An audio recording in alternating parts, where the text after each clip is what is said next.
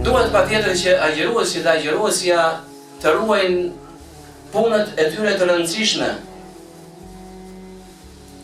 të ruajnë punët të cilat në gjuhën fetare quhen farze.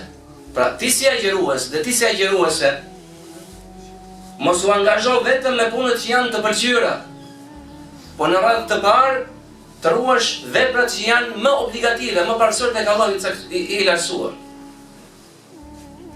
Të ruash namazin tënd,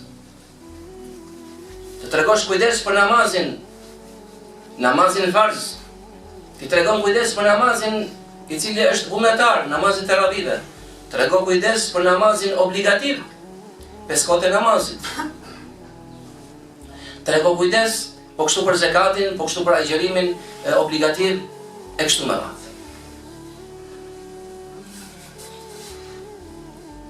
Alhamdulillah, dikush i cili e fillon rrugën e fesë, e fillon njohjen e fesë dhe praktikimin, vetëm me agjërimin themi alhamdulillah, vazhdo.